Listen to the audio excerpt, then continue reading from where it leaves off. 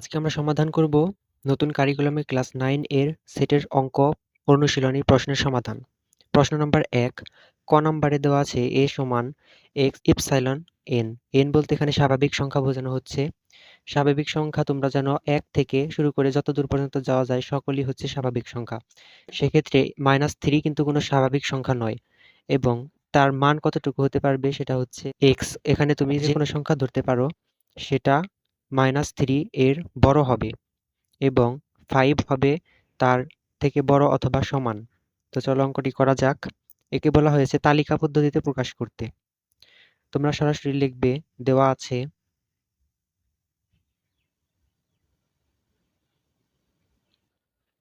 যেহেতু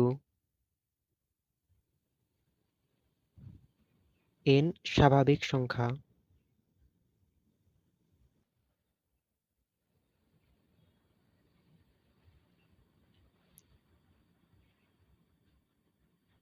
যেহেতু n স্বাভাবিক সংখ্যার সেট, তাই এর সংখ্যাগুলো হবে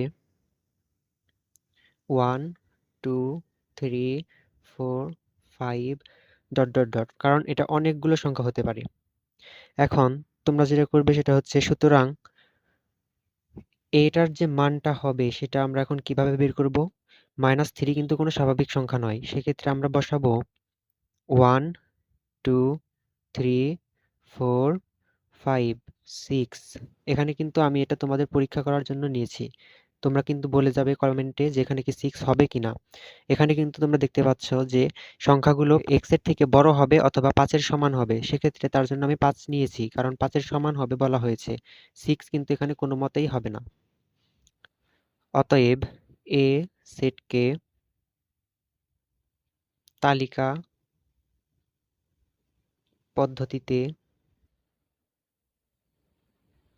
নিতে গেলে যেটা হবে a সমান 1 2 3 4 5। এটাই কাঙ্ক্ষিত অ্যান্সার। চলো এখন পরের প্রশ্নে যাওয়া যাক। খ নম্বর অঙ্কটি সমাধান করব। এখানে দেওয়া আছে b সমান x মৌলিক সংখ্যা এবং x স্কয়ার 50 এর থেকে ছোট বা সমান।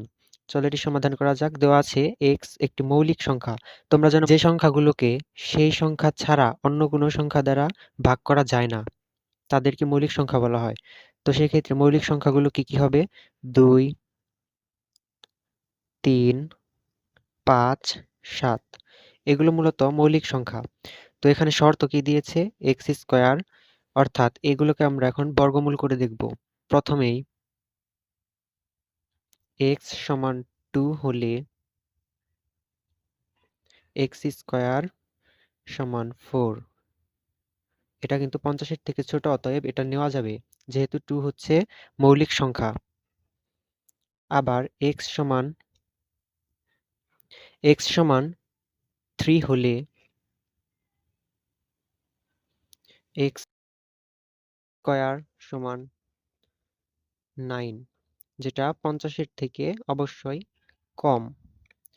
আবার x সমান 5 হলে x স্কয়ার সমান 25, যা 50 এর থেকে কম। এটাও নেওয়া যাবে। x সমান 7 হলে x স্কয়ার সমান 49, যা 50 এর থেকে ছোট। x সমান 11 হলে x স্কয়ার সমান 121, যা 50 এর থেকে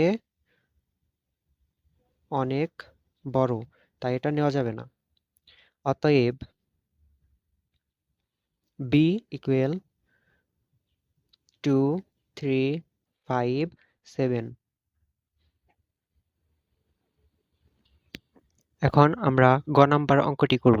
গ নাম্বারে বলা হয়েছে c সমান z হচ্ছে পূর্ণ সংখ্যার সেট, যেটা x এর পাওয়ার 4 করে যে মানটা পাওয়া যাবে তা 264 থেকে ছোট হবে। এখন আমরা অঙ্কটি করি। এখন z সমান পূর্ণ সংখ্যা,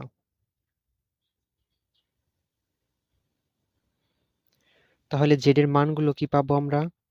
0 plus minus 1 plus minus 2 plus minus 3 plus minus 4 এভাবে যেতে থাকবে, এটা শেষ হবে না। এখন আমরা দেখি যে শর্তটা দিয়েছে সেই শর্ত অনুযায়ী আমরা কোন মানগুলোকে নিতে পারি। তাই x ইকুয়াল 0 হলে x4 এর মান কত হবে? 0, যা 264 থেকে ছোট, এটা নেওয়া যাবে।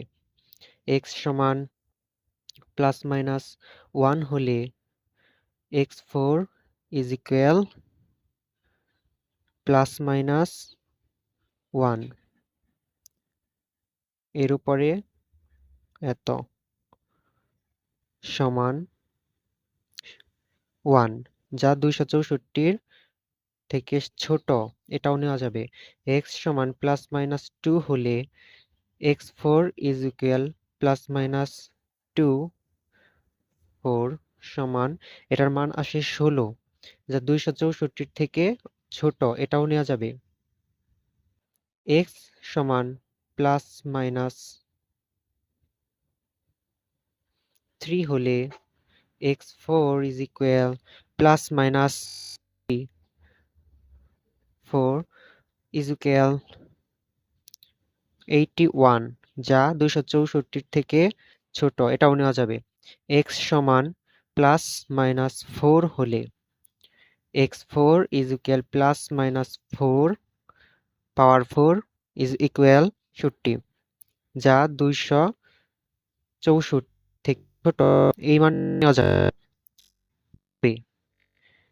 তবে x is equal plus minus 5 হলে x4 is equal plus minus 5 এর পাওয়ার যদি আমরা দেই, এটার মান আসে 625, যা 264 থেকে অনেক বড়, তাই এটা নেওয়া যাবে না। অতএব তালিকা পদ্ধতিতে c ইজ ইকুয়াল -4 -3 -2 -1 0 1 2 3 4 অ্যান্সার।